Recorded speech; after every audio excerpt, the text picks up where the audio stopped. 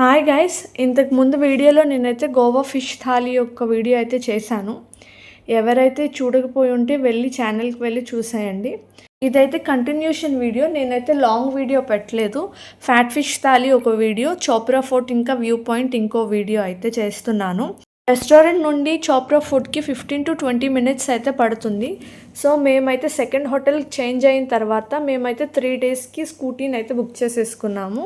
మేము వెళ్ళిన టైంలోనే గోవా ఇంకా సమ్మర్ సీజన్లో బాగా ఎండలు అయితే కొడుతున్నాయి. ఇంకా సమ్మర్ సీజన్లో గోవాలో అయితే అస్సలు ఉండలేము, అస్సలు ఎంజాయ్ చేయలేము. గోవా సీజన్ టైంలోనే వెళ్ళండి.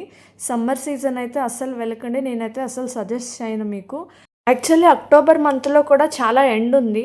సో మేమైతే వచ్చిన 2 daysకి అయితే చాలా ఉక్కతో చచ్చాము. ఇంకా మిగతా 3 days అయితే మార్నింగ్ ఎండ్ వచ్చి సాయంత్రం అయితే వర్షం అయితే పడేది.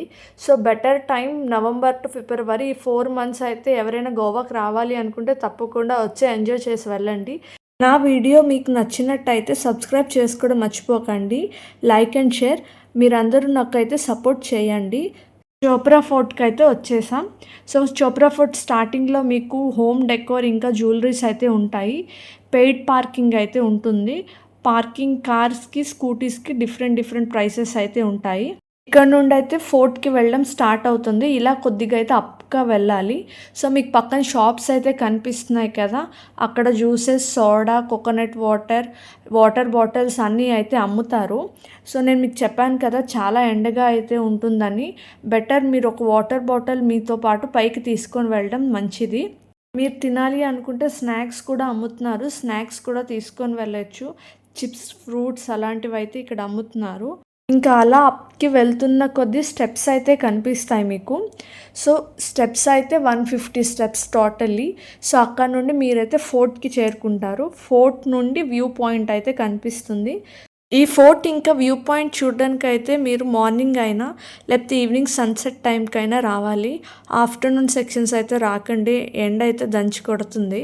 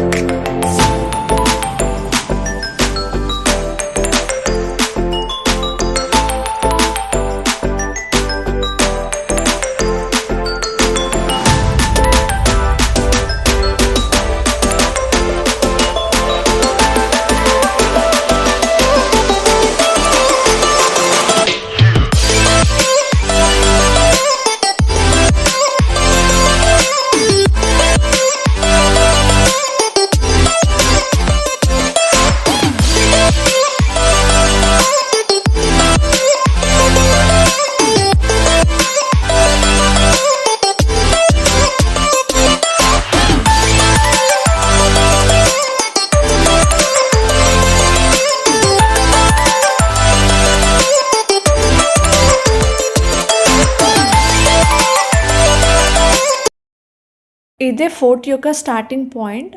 ఇంకా లోపలికి అయితే వెళ్తే మీకు వ్యూ ఇంకా బీచ్ అయితే కనిపిస్తుంది. సో ఇది ఫోర్ట్ యొక్క స్టార్టింగ్ వాల్ అంతే అనమాట. సో ఇంకా ఫోర్ట్కి కొంచెం పైన కూడా ఎక్కొచ్చు. ఇంకా లోపలికి అలా నడుచుకుంటూ వెళ్తుంటే మీకు ఇంకా వ్యూ పాయింట్, బీచ్ అయితే కనిపిస్తుంది. మేమైతే ఫిష్ థాలీ ఫుల్గా తినేసాము. ఇంకైతే మేము పైకి ఎక్కలేము అనుకున్నాం. బట్ అక్కడ వచ్చే టూరిస్ట్ వాళ్ళు చెప్పారు పైన వ్యూ పాయింట్ అయితే చాలా బాగుందని. సో మేమైతే ఇంకా కష్టపడి పైకైతే ఎక్కాము. వన్స్ ఎక్కిన తర్వాత చూస్తే నిజంగానే వ్యూ పాయింట్ అయితే చాలా బాగుంది. మేము కింద పడిన కష్టమంతా ఒకేసారి పోయింది. సో అందుకని పైకి వచ్చేటప్పుడే వాటర్ బాటిల్స్ అయినా స్నాక్స్ అయినా ఏమైనా కావాలి అనుకుంటే తెచ్చేసుకోండి. పైన అయితే మీకు ఎటువంటి షాప్స్ అయితే ఉండవు, ఓన్లీ వ్యూ పాయింటే ఉంటుంది. సో పిల్లలు ఉన్న వాళ్ళ పేరెంట్స్ కూడా పైకి పాలు అన్నీ తెచ్చేసుకోవడమే బెటరా.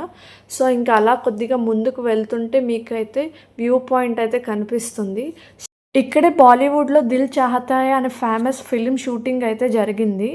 సో ఈ వ్యూ పాయింట్లో బీచెస్ అయితే 3 బీచెస్ అనమాట. వెగటర్ బీచ్, మార్జిమ్ బీచ్, ఇంకా అరేబియన్ సీ అయితే ఉంటుంది. సో ఇదే వ్యూ పాయింట్ అనమాట. ఇంక ఇదే లాస్ట్ పాయింట్ అని కూడా చెప్పొచ్చు. సో ఇక్కడ నుండి వెగటర్ బీచ్ ఇవన్నీ కూడా కనిపిస్తున్నాయని చెప్తున్నాను కదా, అక్కడ చూడండి జనాలు కూడా మీకు కనిపిస్తున్నారు బీచెస్లోని. So such a beautiful view అనమాట ఇది. తప్పకుండా గోవాకు వస్తే ఒకసారి విజిట్ అయితే చేయండి. ఇక్కడితో అయితే నేను ఇంకా వీడియోని అయితే ఎండ్ చేస్తున్నాను. నెక్స్ట్ అయితే నేను స్పైస్ ప్లాంటేషన్ గురించి అయితే పెడతాను.